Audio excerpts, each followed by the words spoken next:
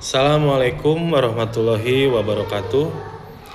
Perkenalkan, nama saya Sunandar, mahasiswa Universitas Terbuka Jakarta dengan NIM 825158435. Saya akan menjelaskan proses lahirnya Pancasila.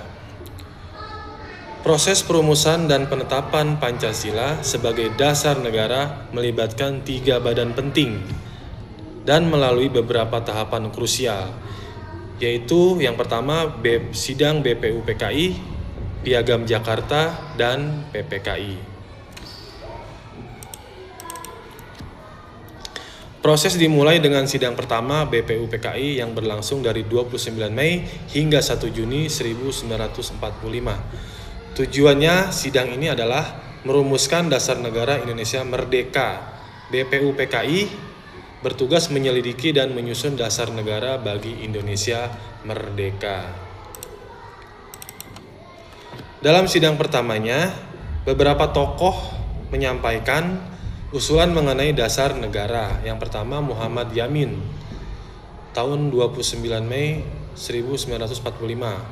Dia mengusulkan 5 asas, yaitu yang pertama pri kebangsaan, pri kemanusiaan, pri ketuhanan, pri kerakyatan, kesejahteraan rakyat.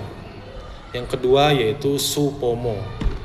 Pada tanggal 31 Mei 1945 mengusulkan 5 dasar, ya. 1 persatuan, 2 kekeluargaan, 3 keseimbangan, 5 keseimbangan lahir batin, 5 musyawarah, dan terakhir 5 keadilan rakyat. Yang ketiga yaitu Insinyur Soekarno. Pada tahun 1 Juni 1945 dia menyampaikan usulan 5 prinsip yang dinamakan Pancasila.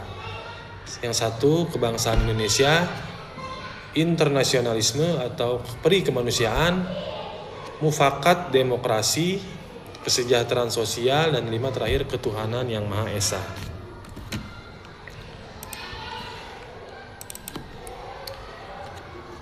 Wakil perumusan Piagam Jakarta pada tanggal 22 Juni 1945 setelah sidang BPUPKI dibentuk panitia 9 diketuai oleh Insinyur Soekarno untuk merumuskan kembali usulan-usulan dasar negara. Hasil rumusan ini dikenal sebagai Piagam Jakarta yang memuat rumusan 5 sila ketuhanan dengan kewajiban menjalankan syariat Islam bagi pemeluk-pemeluknya. Kedua, kemanusiaan yang adil dan beradab. 3, persatuan Indonesia. 4, kerakyatan yang dipimpin oleh hikmat kebijaksanaan dalam permusyawaratan perwakilan. 5, keadilan sosial bagi seluruh rakyat Indonesia. Untuk menjaga keutuhan dan persatuan bangsa Indonesia yang merdeka dilakukan perubahan. Pada sila pertama sebelum Pancasila disahkan, pengesahan Pancasila yaitu pada 18 Agustus 1945, sehari setelah proklamasi kemerdekaan, PPKI mengadakan sidang dan mengesahkan Undang-Undang Dasar 1945 termasuk pembukaannya. Sebelum pengesahan, frasa kontroversial dalam sila pertama Piagam Jakarta dirubah menjadi ketuhanan yang Maha Esa. Perubahan ini menunjukkan sikap mengutamakan persatuan dan kesatuan bangsa di atas kepentingan golongan. Rumusan final sah sebagai dasar negara yang yaitu 1, ketuhanan yang Maha Esa, 2, kemanusiaan yang adil dan beradab, 3, peradaban persatuan Indonesia, 4, kerakyatan yang dipimpin oleh hikmat kebijaksanaan dalam permusyawaratan perwakilan, dan 5, keadilan sosial bagi seluruh rakyat Indonesia. Dengan demikian, rumusan Pancasila yang sah menjadi negara Indonesia tercantum dalam pembukaan Undang-Undang Dasar 1945 yang disahkan oleh PPKI pada 18 Agustus 1945. Pertama, perumusan Pancasila dari BPUPKI hingga pengesahan oleh PPKI mencerminkan nilai-nilai luhur yang menjadi inti dari kepribadian bangsa Indonesia. 1, toleransi dan kebijaksanaan terlihat jelas dalam momen perubahan sila pertama.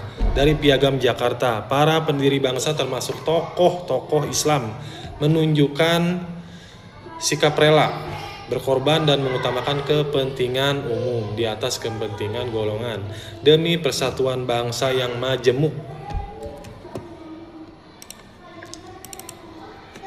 2. Musyawarah dan mufakat. Seluruh proses perumusan dasar negara dilakukan melalui perdebatan dan menyampaikan pendapat dalam sidang BPUPKI dan PPKI.